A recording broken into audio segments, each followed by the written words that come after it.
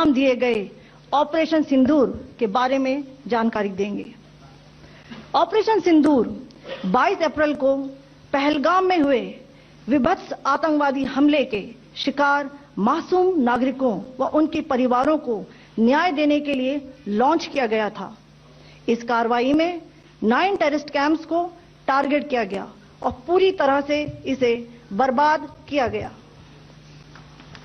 पाकिस्तान में पिछले 3 दशकों से टेरर इंफ्रास्ट्रक्चर का निर्माण हो रहा है।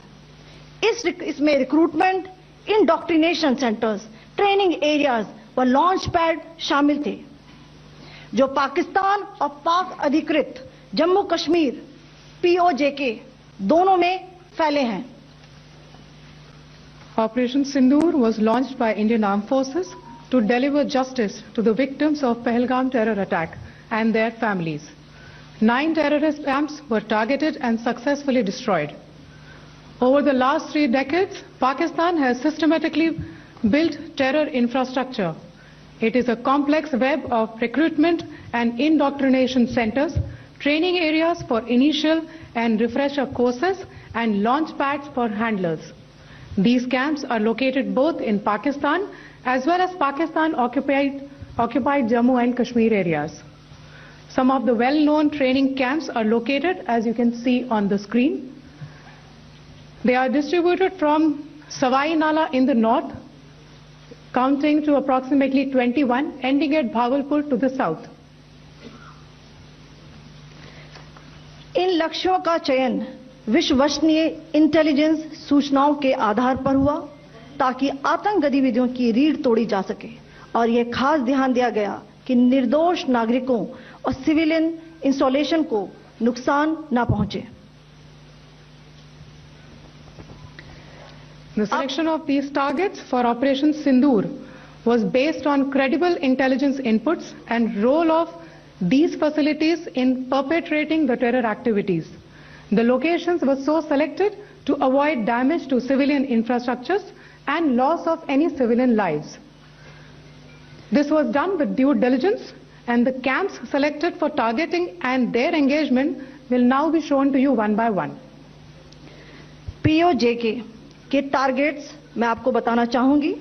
सबसे पहले सवाई नाला कैंप मुजफ्फराबाद, जो कि POJK के लाइन ऑफ कंट्रोल से 30 किलोमीटर दूर है।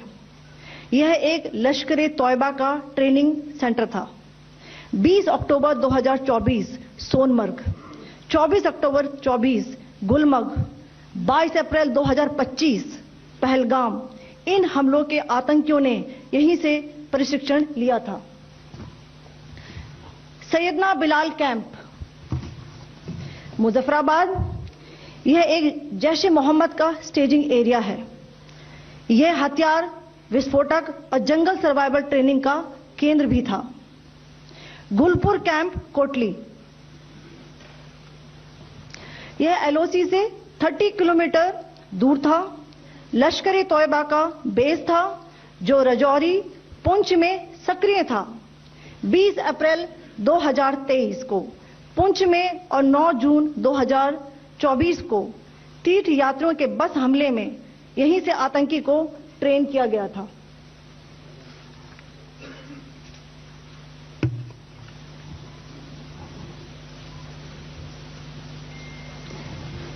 बरनाला कैंप भिंबर, यह LOC से 9 किलोमीटर दूर है।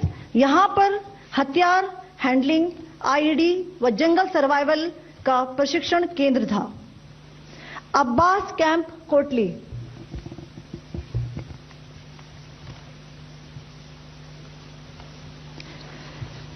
यह LOC से 13 किलोमीटर दूर है।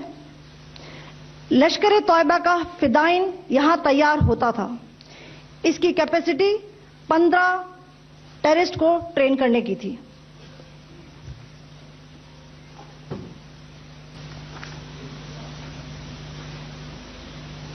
अब मैं पाकिस्तान के अंदर के टारगेट से अवगत कराना चाहूंगी। पहला, सर्जल कैंप सियालकोट, यह अंतर्राष्ट्रीय सीमा से 6 किलोमीटर की दूरी पर है। सांबा कठुआ के सामने।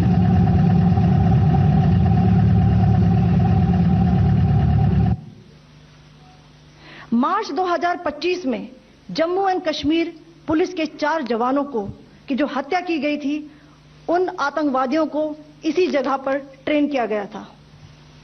दूसरा, महमूना जाया कैंप सियालकोट, यह 18 से 12 किलोमीटर आईबी से दूर था। हिजबुल मुजाहिदीन का बहुत बड़ा कैंप था।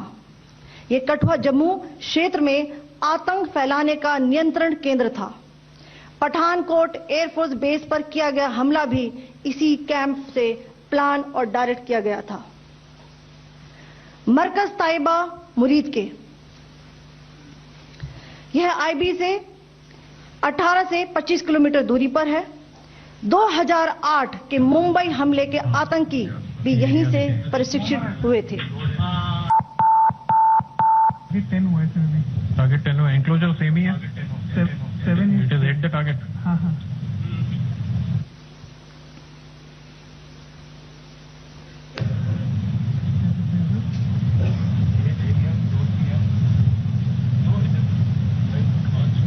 आ गया सर।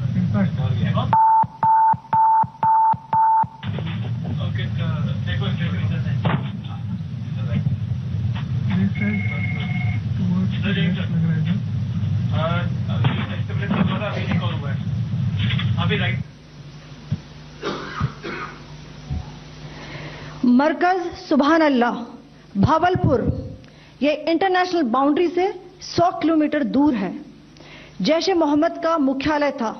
यहां पर रिक्रूटमेंट, ट्रेनिंग व इंडॉक्ट्रिनेशन का केंद्र भी था। शीर्ष आतंकी अक्सर यहां आते थे। मैं आप सबको बताना चाहती हूं कि किसी भी सैन्य ठिकाने का निशाना नहीं बनाया गया और अभी तक किसी तरह की नागरिक क्षति की रिपोर्ट नहीं है। धन्यवाद। जय Hind. The strike on the terror camps were undertaken through precision capability, as shown to you. A niche technology weapons with careful selection of warheads was ensured so that there will be no collateral damage. The point of impact in each of the target was a specific building or a group of buildings. All the targets were neutralized with clinical efficiency, and the results reiterate the professionalism of the Indian Armed Forces in the planning and execution of their operations. No military establishments were targeted. India has demonstrated considerable